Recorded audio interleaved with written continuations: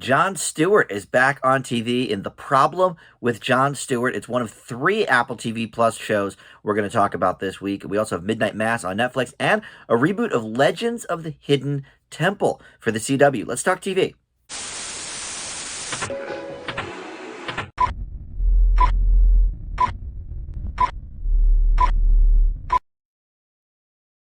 Hey guys, Dan here. This is Dan Reviews It, and this week's TV news and reviews coming at you. We've got 6 new shows to talk about this week. Foundation, the Isaac Asimov show that's getting a lot of buzz over on Apple TV+. We've got Midnight Mass, a new miniseries on Netflix. The Problem with Jon Stewart, again on Apple TV+. A cartoon we've actually talked about in the TV news before because of Joseph Gordon-Levitt's involvement. Wolfboy is over on Apple TV+ as well. We've got a Flintstones revival, HBO Max really mining through the Hanna-Barbera properties. And then we've got as well the Legends of the Hidden Temple, an old game show resurrected by the CW. So we're going to get to all of that. But first, a little bit of news. Not a ton this week for you, but a little bit of noteworthy things to discuss in renewals. The TV series You on Netflix has already been renewed for Season 4. Season 3 just premiered a couple of days ago, but a few days before that, word came down that the 4th season would be on Netflix as well. Now, this is a show that's had a sort of storied career because the first season was not on Netflix. It's one of their acquired series. But at this point, nobody remembers that at all. I think everybody thinks of You as a Netflix original from the beginning. And I have not ever seen this show. I know it's very, very popular. I should get on board with it. But it's one of those that, just has sort of fallen on the pile. It started years ago. I think maybe the first season was like 2018. And so, it took a year or two off, and then we had Season 2 on Netflix during the pandemic, I guess, right? Or maybe at the beginning of it, and then Season 3 just premiering. So people love this show. I know a lot of people that actually already binged Season 3 all the way through. So good news for you fans there. Blind Spotting coming back for Season 2 on Starz. This is a great show. One of my favorites was it this year? I think it was 2021 that it premiered. And I think you can look forward to seeing that one probably in my top 10 at the end of the year. It's over on Starz. And, I love the movie. The movie was like an A+ for me. And the show I gave an A to. Very, very good stuff. Dramatic, a bit comedic as well. Good one on Starz. And then Jack Ryan. This is a popular one as well on streaming. And this is going to have a Season 4 over on Amazon Prime. It's actually adding someone famous to the cast as well, Michael Pena, who you know probably from many things, but most notably maybe the Ant-Man series. And the 3rd season just wrapped its production. So if you're saying, well, I didn't even watch Season 3 yet. Yes, that is correct. You didn't. It just wrapped production, so they will edit it and all of that stuff. And I assume it will be on in early 2022 on Amazon Prime. I only ended up watching the 1st season of it. Just kind of got lost in the shuffle of all the different shows on, but I enjoyed it. John Krasinski obviously is an action hero, works. And I hear Season 2 was good as well. But yeah, for you fans out there, you're going to get a Season 4. And then we have nothing really in the ending category or the canceled category this week. So that's good news. Move on here. For the new season stuff, well, NCS Hawaii and FBI International are getting full season pickups. No surprise there. I'm surprised they weren't ordered for a full season immediately on CBS. They are, Hawaii is the #1 new show of the season overall. It gets 9.3 million viewers a week with delayed viewing. Now, delayed viewing means a week, and that includes like Paramount Plus and on demand. Like if you have DVR kind of thing or whatever. And then FBI International is right underneath that, 8.79 million viewers a week. I mean, these are for 2021. These are big television numbers. So they're pretty much the top 2 new shows of the season. Now, if you look at the 18 to 49 range, which is like the coveted advertiser demo, those fall in the rankings. And the top 2 shows of the year, I believe, are La Brea on NBC and The Wonder Years on ABC, if you only look at 18 to 49. But overall, it's these 2 shows on CBS, so they are getting a full season. So the Scripps Spelling Bee has been on ESPN for 27 years, and that partnership is ending now. It's going to move to Ion and Bounce, which are actually both owned by the Scripps company. So, well, that makes sense. There's sort of goes hand in hand there.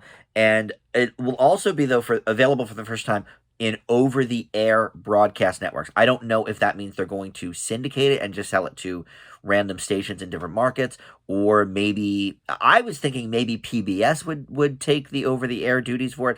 But this way, people that don't have cable, because look, increasingly people don't have cable. Like in the when I was coming up, about mid 80s, I would say, like almost everybody had cable, or at least 50%, 60% maybe had cable. And then in the 90s, everybody had it. 90s, 2000s, everybody had it. And then the last decade or so, I quit cable 6 or 7 years ago now. I mean, and I've never looked back. So sometimes it is hard to track down some of these shows, but a lot of stations have apps now. You can just watch like the pilot episode or whatever on that. But yeah, for people that don't have ESPN these days, this is a great way for them to actually be able to see the spelling bee if they want to. And last year they did not do a spelling bee because of COVID. It was the first time since World War II that they put the spelling bee off. So that's kind of unfortunate, but it will be back apparently next year. But not on ESPN. So look for that on your local networks, I guess. And I thought this was interesting too. Have you read the book? Is a Netflix book series going to be hosted by Uzu Aduba about new films and series adapted from books, and they're going to look at the processes of, okay, well, like here's how we took it from the page to the screen. And I think that's interesting. I don't know if it's going to be about Netflix books specifically, but or Netflix shows, but I imagine it won't be, because Netflix has that like Movies That Made Us, and those aren't Netflix movies. Those are just classic, movies that they talk about. So I don't know. That could certainly be interesting. And good old Carol Baskin. Well, she's back. And you may have heard, I talked about it, and you may have heard it elsewhere though too. The Tiger King is returning for a season 2, but not with any of Baskin's help. She's not going to be interviewed, any of that. But she has a new show called Carol Baskin's Cage Fight. It's going to be on Discovery Plus, and it will investigate the treatment of big cats at the Joe Exotic zoos.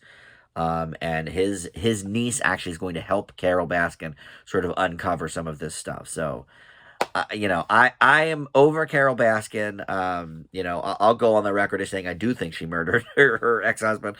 But aside from that, I just, I am over the Tiger King craze. Like maybe season 2 will create some more intrigue. But, it was a year and a half ago now.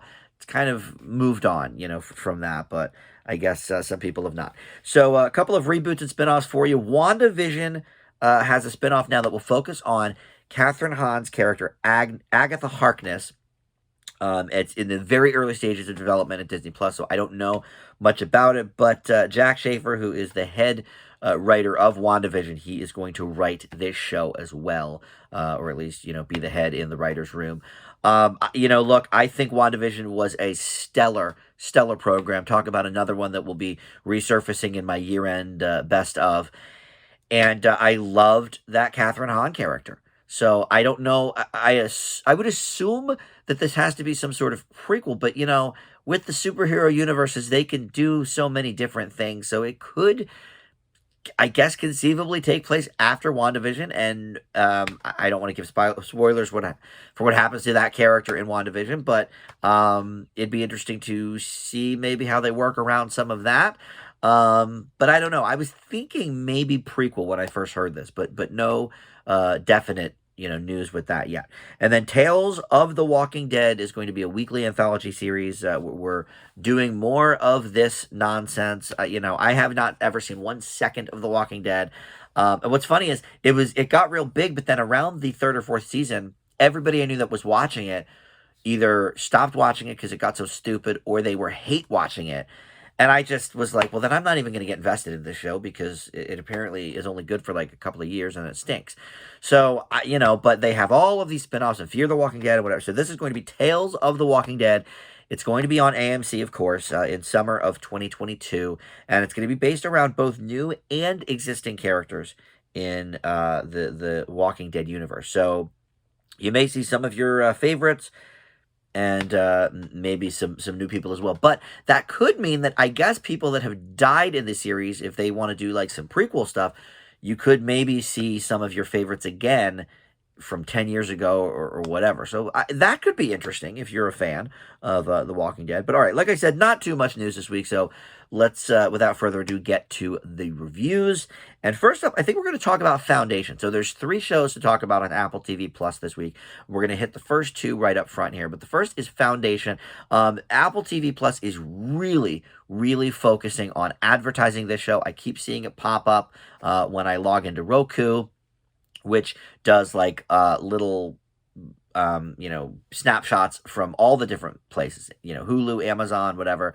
So it's always on there, sort of, hey, watch Foundation.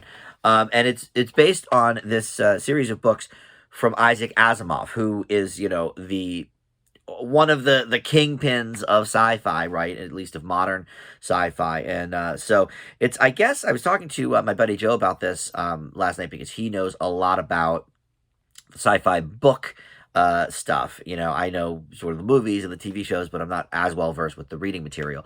But so I was talking to him about that, and yes, he had of course heard of it. But it was actually originally a bunch of short stories, and then I think there was a trilogy of novels based in this universe or whatever. But anyway, I talked about this last week in news because it's already been renewed for season 2, and the creators said they were hoping to get 8 seasons out of this, which would be unheard of for a streamer. I think the most we've gotten so far is 7 seasons maybe of Grace and Frankie, right? And Orange is the New Black I think had 6. And House of Cards I think also had 6. But yes, 8 years on a streamer would be unheard of, but I guess part of that is streamers haven't really been making original material much more than 10 years, so I guess that kind of makes sense. But either way, let's talk about the first season here and these first couple of episodes that I watched. So Foundation Chronicles, here's the premise. The 1,000-year saga of this band of exiles called the Foundation, who discover that the only way to save the galactic empire from destruction is to defy it. Oh my gosh, what is happening here? So a couple of names you may not know, but faces you probably do. Jared Harris is sort of the star of this. He plays this mathematician and developer of psychohistory, which is an algorithmic science that allows him to predict all of the probabilities in the future. So I think a little bit of Doctor Strange with that, with the predicting of the probabilities. So that helps it with layman terms, I guess. And then Lee Pace, who I know from Pushing Daisies, a great series from about 15 years ago.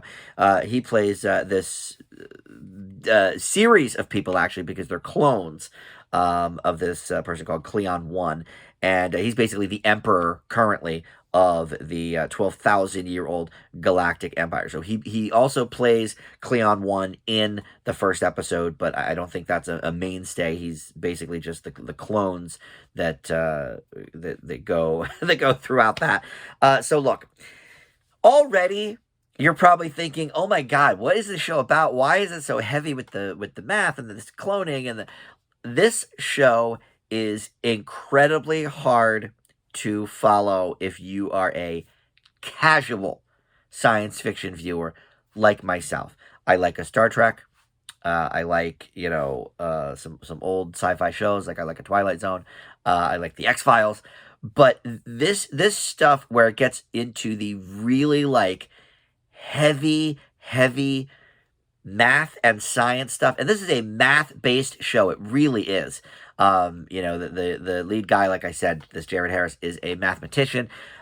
So I actually had to start the first episode 3 different times because after about 12 minutes, I still didn't really follow what was happening. So I rewatched it.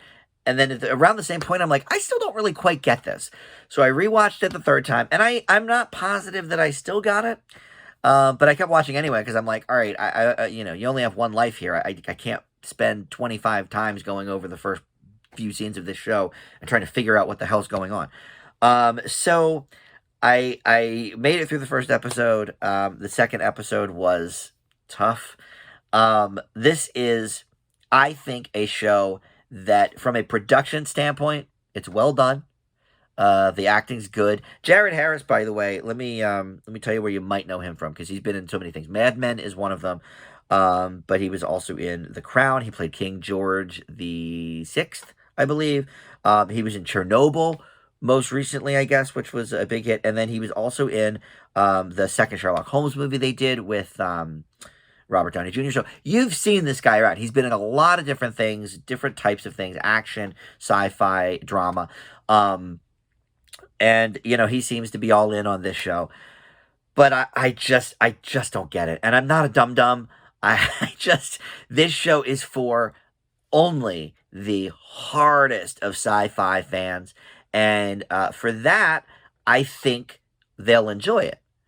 But for somebody like me who is a casual fan, look, I haven't watched some of the more heavy sci-fi leaning shows that are very popular in that community. Like I've never seen Babylon 5. I've never seen, Stargate. I've never seen the Battlestar Galactica. Buck Rogers, I watched when I was a kid with my dad, but like I can't say I remember much of it.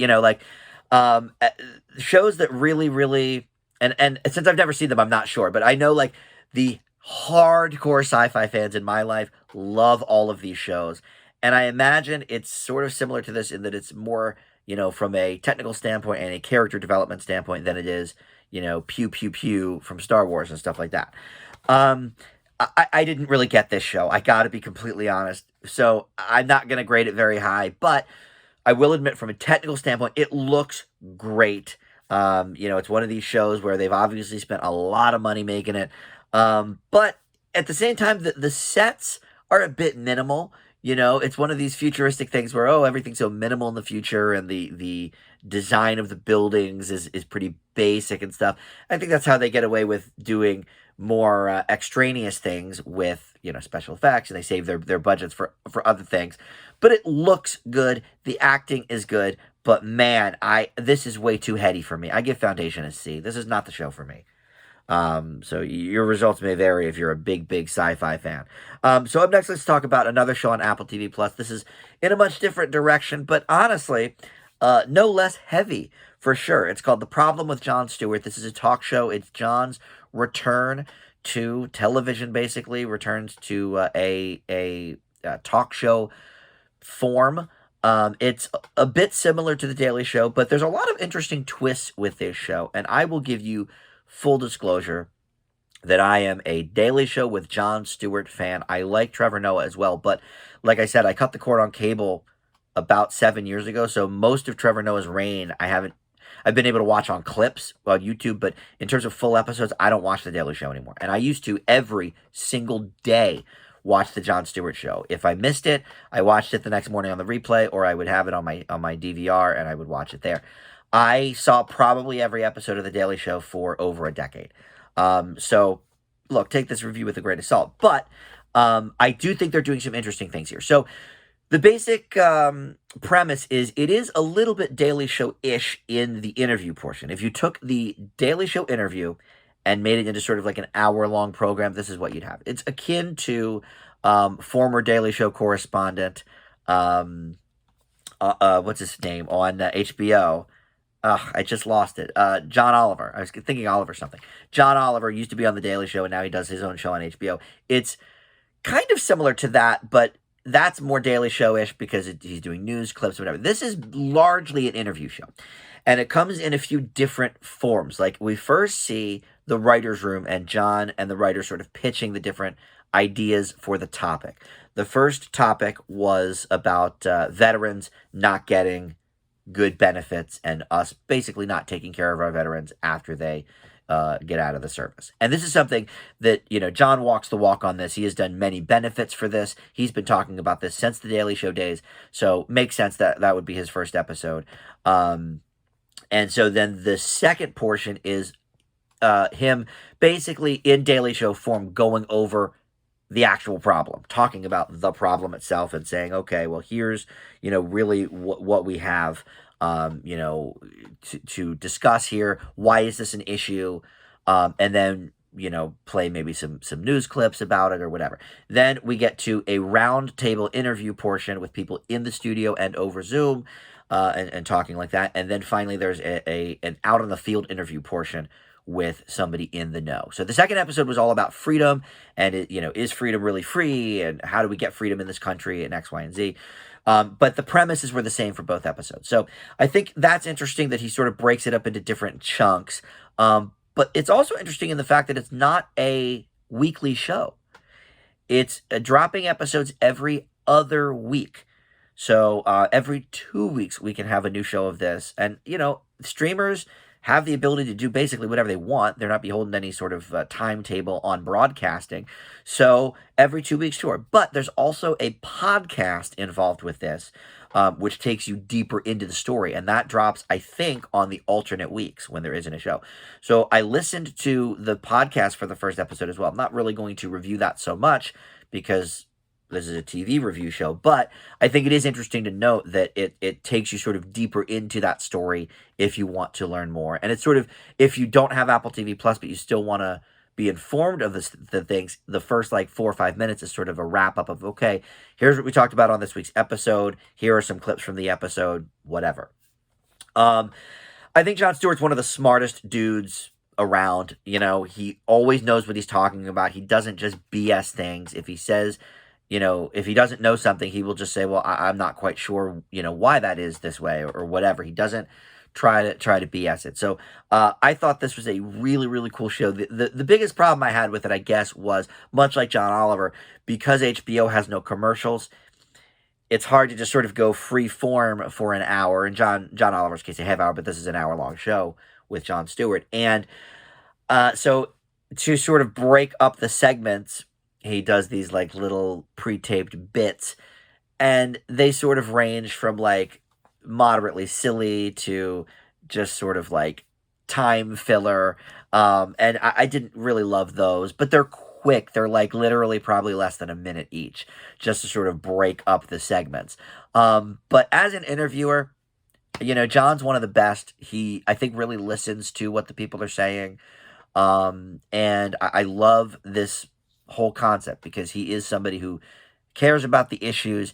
And look, he is more aligned with my views politically. But what's interesting is, we think of something like Veterans Affairs as a very, very kind of Republican issue because they're all about go troops. And, of course, I love the troops as well, even if I don't love war. But so where is the breakdown here? Why aren't we getting the benefits to them that they desperately need, with PTSD and suicidal thoughts and all of this after they come back? So it's a really interesting show. If you're a Stewart fan, you're going to love it. If you're not, if you hate Jon Stewart, I would say, obviously, you're not going to watch this anyway. But if you're on the fence, if you're like, well, I, sort of watch The Daily Show here and there, I would check in, whatever, he's okay. I think give this one a shot because the conversation is real interesting as long as you're not opposed to something that's, too heavy. There is some comedic element to it because it is Jon Stewart, but the topics talked about here are pretty heavy. It is certainly a news show, I would say, first and foremost. I wouldn't call it a comedy show. The problem with Jon Stewart gets an A- from me. No real huge shock there.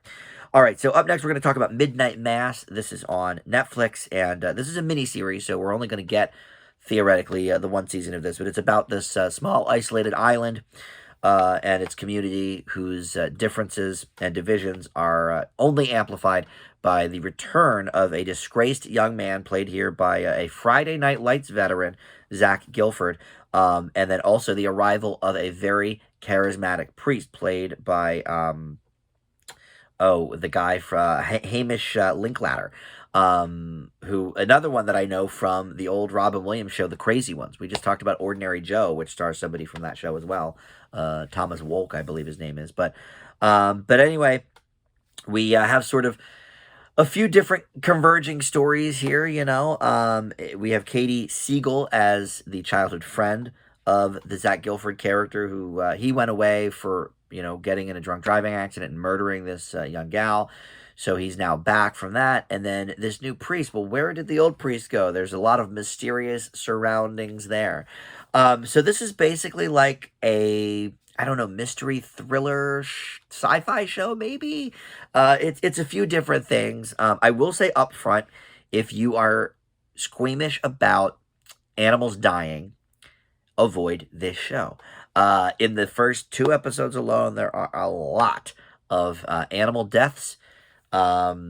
and one of them specifically in episode 2 is, it just broke my heart. It's a bit visceral. So if you're squeamish about the animal stuff, stay away from it. I will tell you that right now. But here's, I think, the thing that this show has going for it the most is that it doesn't dive into its more genre heavy stuff right away.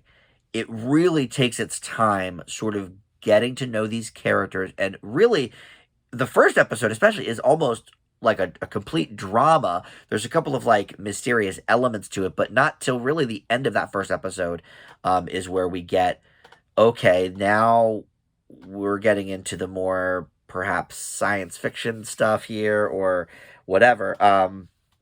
It's billed as a supernatural horror series, but I think in those terms, it's letting down some of the greatest strengths of the show, which is it's not leaning into that. Now, as we get through, I think there's 8 episodes total. I think 7 episodes, so it's a pretty quick run here. I would suspect that as we get further into, the last 3 or 4 episodes, it's going to really lean in heavily to that horror and supernatural element, but it's not really present that much in those first couple episodes. There's sort of notes of it, but it really is a character-based drama. That first episode and, part of the second episode, it's a slow burn. And sometimes I don't necessarily like that, like if it's in a 2-hour movie, I want it to sort of get to the meat and potatoes here. But when you have 7 hours to work with, yeah, you can be a little more considerate with your pacing. And I think this is really served well by that, because a lot of these shows, and we get a lot in the supernatural horror vein on Netflix and on other streamers, and I like some of them. There was one, what's the one with the eyeball and stuff that was like on maybe 2 months ago? I forget, but there was one I liked, and that actually cherry is something brand new, cherry flavor. That really leaned in from the start to sort of the horror and the thriller kind of thing. And okay, that's fine, but those were also not real people. Like here, this main character played by Zach Gilford is a human. And so the priest, I don't know. We're not quite sure where that's going. I have my suspicions. But most of the characters are human, so we're learning about things from their viewpoints and stuff. And so in that respect, I think it's a success. And so I am intrigued to see where it goes for those last 5 episodes. But as a miniseries, it should pretty much wrap up at the end there. And I do think they'll probably lean heavier in as we go along. But I like the pacing of this over most of the shows in this genre that sort of just go right for the jugular, which is also okay, but it's refreshing that this one doesn't. So I leave Midnight Mass with a B+. Let's go next to the CW, Legends of the Hidden Temple. Oh my gosh, this is a 30-something's dream here. Oh my God, they're returning my favorite show from the old Nickelodeon days, Legends of the Hidden Temple. My history with this show is very limited. So we did have cable for a few years in the late 80s, but we did not have a lot of money growing up. And so when it came around to like 1990 or so, we got rid of it. And so a lot of the stuff that was on Nickelodeon that time that was huge for people in my age group, Ren and Stimpy, Legends of the Hidden Temple, Doug, all of that, Rugrats, I guess, probably aired then. It sort of all missed me. Ren and Stimpy I saw a little bit at friends' houses, but I was more, the 80s Nickelodeon fan. You can't do that on television, out of control, that kind of stuff. But so this is one of these shows that I certainly knew it existed. I knew that people loved it. I watched a few episodes back maybe 10 or 12 years ago when there was a channel called Nickelodeon Games and Sports, and it would show old episodes of like Figure It Out and Family Double Dare and those kind of things. And they would show Legends of the Hidden Temple. So I saw a few episodes of Legends there, but I certainly didn't grow up with it. So the news of this returning was not a, oh my God, I got to watch this kind of thing. It's interesting to me actually that it didn't go to Paramount Plus, because that's where a lot of the old Nick shows are going. The new Rugrats is on there. iCarly is on there. But no, this is part of the CW. So, okay, whatever. And so a lot of things from the original show are still here. Now, this one is an hour-long format, and if memory serves, the original was a half hour. So this is a little bit more expansive, but for the most part, the gameplay is essentially the same. They have the same type of it's the same type of format. You have D. Bradley Baker as Olmec. He's back, doing his shtick. Now we don't have the same host. We have a different host who is Christella. What is her last name? She had her own TV show for a little while, the Christella Show or something on ABC. Christella Alonso. And I don't know her age, but I assume she is right in the demo for the original show because she seems so thrilled to be here. She is so excited. She's got the perfect attitude for this show, getting the contestants hype. Now, they've only aired one episode so far, so I can only comment on this one team in the first episode, and I'm sure they did this on purpose, but it was this duo. One switch is you could have same-sex teams. In the original, you had to have a boy and a girl. Here you can have 2 girls, 2 boys, or mix and match. But there's this one team of 2 girls. The one girl in the the standalone interviews where they're talking about the performances, she is like, really animated. And she's like, oh, I can't believe we did that. We're going to take them down next contest, whatever. The other girl is like standing there twirling her hair with this puss on her face, like she wants to just murder everybody. And they sort of do a little joke with it at the end of the episode, because, spoilers, it's a game show, so I don't care. With spoilers, they don't win. They come in second. But so the one girl's like lamenting, we gave it our all, and then the other girl's just like, no. And that was sort of like their bit. So I think they did that on purpose. But as I was watching the episode, I was like, girl, you got to, be alive here and animated. This is like a game show that you're on right now. Like, why are they picking people that don't have any personality? But the personality was, I just want to win and I hate all these other teams, I guess, for her. But so that just stuck out to me as sort of something a little humorous that I'm not sure if they meant to do. But then at the end, I feel like they did.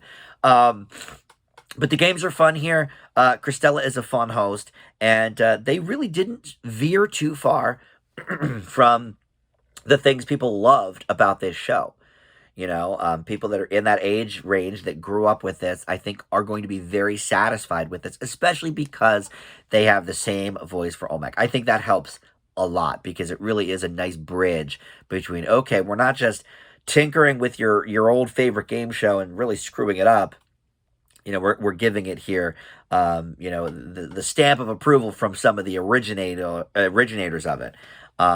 So overall, I really enjoyed watching this. I think for a, what you'd call it, a competition game show, I guess, or a physical challenge game show or something, in the vein of, Survivor, of course, is more long form, but there's, a lot of shows like this, like American Ninja Warrior or something like Ultimate Tag, where it's, one episode, one batch of contestants going through. I thought this was a fun watch, so I'm going to leave Legends of the Hidden Temple on the CW with a B+. And having really no affinity for the original, I think that's probably better than I was expecting it to be. Now they have to reboot, though, Funhouse, JD's Funhouse, because I remember that from when I was a kid. That aired on, not cable, and that was fun. Anybody remember Funhouse? Let me know in the comments, but I liked it. JD Roth was the host of that. All right, so we end with 2 cartoons here.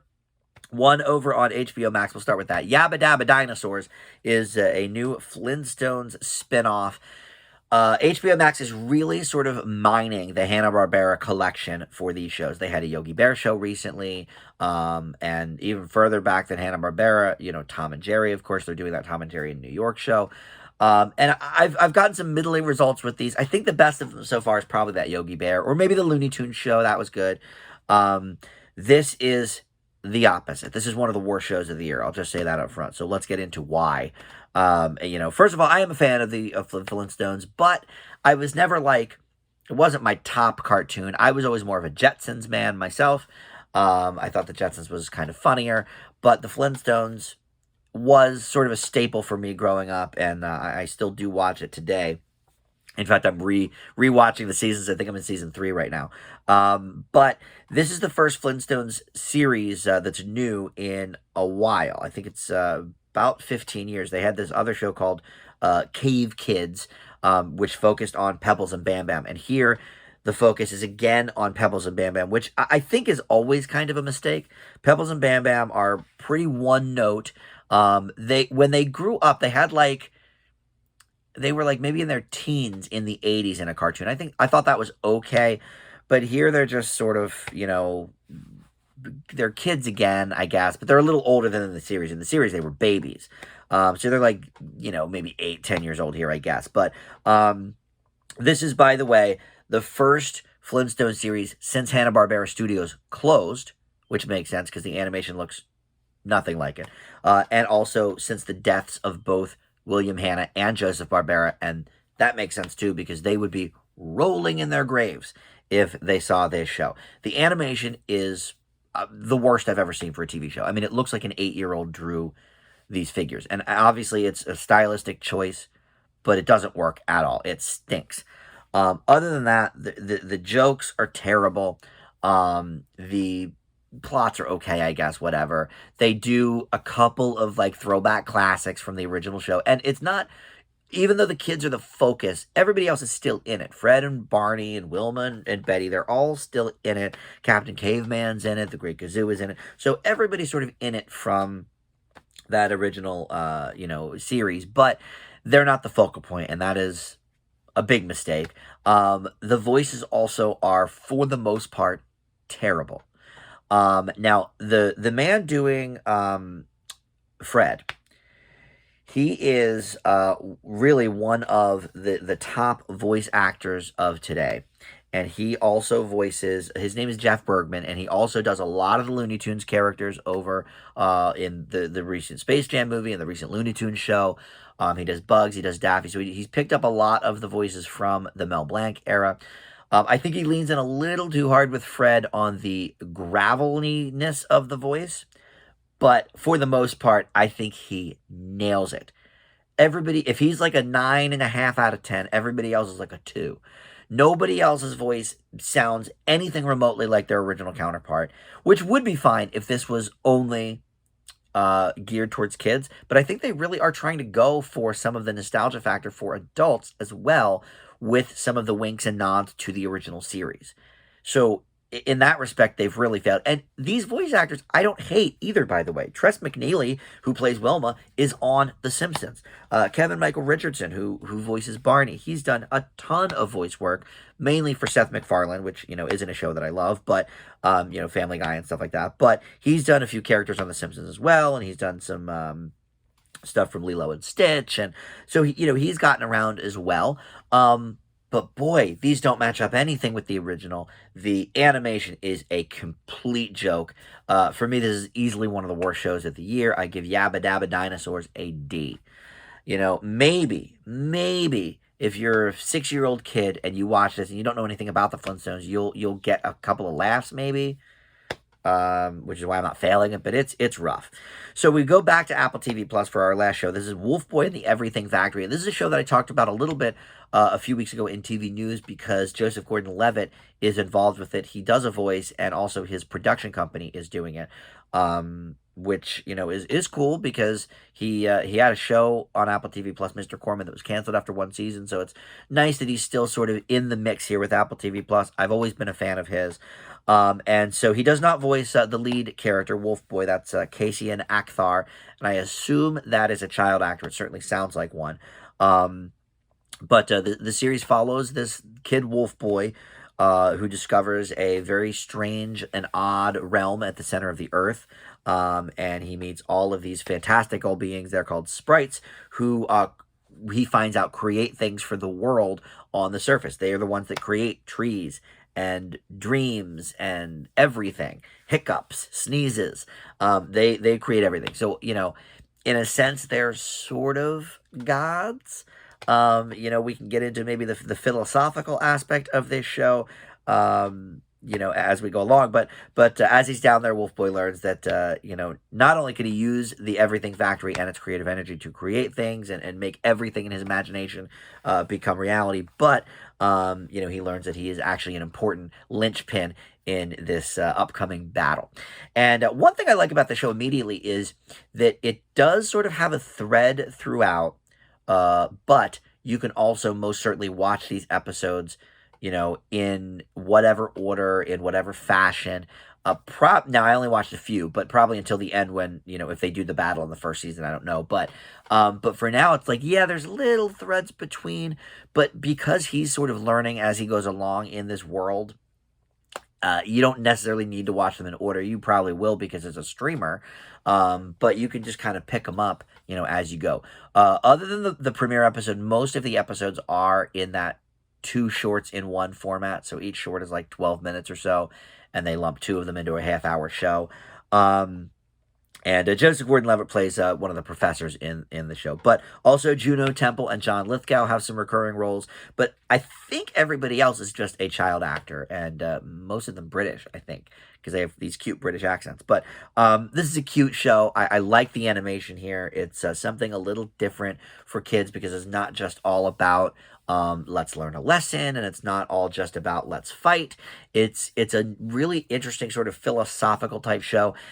And I think, look, I've said it before, Apple TV Plus, for my money, has the best children's and tween programming on. I guess more children's, because most of the shows I'm thinking of are, except Ghostwriter, I would say is tweens, but most of them are for younger kids, I guess, but not like babies. But like Stillwater's great, and the robot, Doug the Robot or whatever, Doug Unplugs, that's really great. Apple TV Plus, I think, really excels at the children's programming, and that is something that, with few exceptions, other streamers just have not been able to capture yet. Paramount Plus is obviously trying by mining the Nickelodeon library, and Netflix has a few good ones here or there, but yeah, this is another good show, I think, in Apple TV Plus's cap. I leave Wolfboy with a B. So, all right, that's going to do it. We're coming close to that 45-minute mark, even though we didn't have a lot of news this week. We talked a lot about some of these shows. So that will do it. So many shows have premiered in the last 2 or 3 weeks. We're getting into a lot of horror shows. So I think, even though I'm behind on some other shows, I'm going to hit the Chucky show and the I Still Know What You Did Last Summer show, probably for next week's, so we can hit those before Halloween. And then I think there's one more major network show to still premiere, and I can't even think of what it is, but I think there's one more that we have coming up before the end of October, and then we'll be done with the broadcast shows till mid-season. But thanks for watching. We'll see you back here next time.